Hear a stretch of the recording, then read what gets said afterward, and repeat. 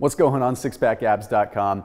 I'm gonna give you a tip that's gonna help save you a lot of money, okay? And that's the fact that fresh and frozen veggies are not as different as you think they are. You see, believe it or not, frozen veggies have a lot of benefits when it comes down to retaining vitamins and when it comes down to getting you the best nutrients that you possibly can get. So let's take a look at the science, let's take a look at the facts, and let's do a little bit of a comparison. But first off, what happens when they pick a veggie? Okay, when they pick a fruit or they pick a veggie, something known as respiration occurs. What this respiration means is it's basically just the standard oxidation of a fruit and vegetable, meaning that it's losing water and it's losing heat. This is going to make it so that the vegetable or fruit ultimately starts losing nutrients.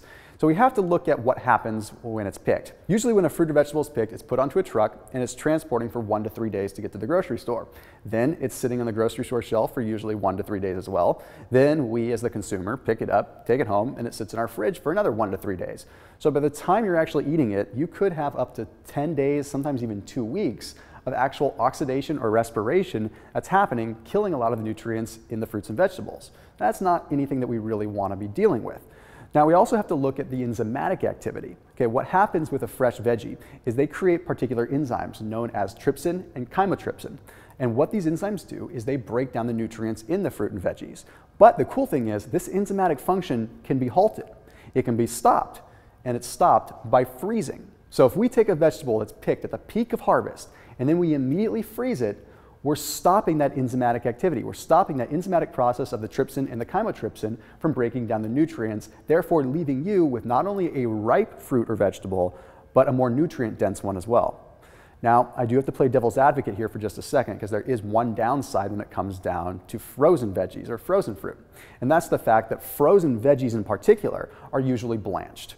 Now, this is a good and bad thing. They're blanched, put in boiling water for just like a second or two to kill off bacteria. When you pick up a fruit or veggie, you're gonna have to wash it either way to get rid of the bacteria. But with frozen, they blanch it for a second and take care of that for you.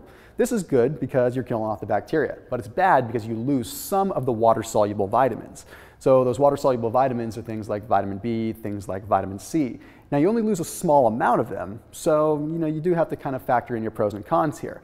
But if you pick vegetables that are predominantly fat-soluble vitamin-based, then you're in a really good position. Those are going to be things like carrots that have a high amount of vitamin A, or things like broccoli, or things like spinach, or things like squash. Those are great things to get frozen because they have high levels of fat-soluble vitamins that are not going to leach out through that blanching process. But when I'm saying this, I also have to be cognizant of a recent study. Now, this study was conducted at UC Davis in California. And what UC Davis did is they took a look at 8 different fruits and veggies in both fresh and frozen form. They took a look at corn, carrots, broccoli, spinach, green beans, peas, strawberries, and blueberries.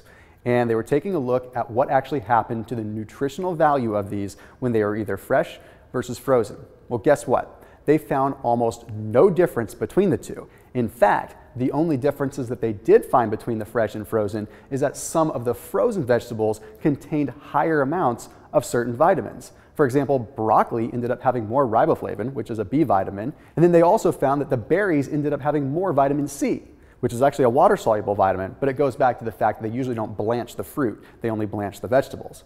So UC Davis, right then and there, proved that frozen fruit and frozen veggies generally are just as good, if not better, than fresh fruit and veggies. So I hope that this video helps you save a little bit of money when it comes down to buying your veggies. You don't have to follow the mainstream telling you that you only need to be eating fresh stuff, because freezing stops time. Just like you can be freezing your body if you want to live forever. But we can't all freeze ourselves to live forever, so we might as well eat the frozen vegetables. They're going to help us live a little bit longer. As always, keep it locked in here on SixPackAbs.com, and make sure you check out the intermittent fasting program down in the description below. I will see you soon.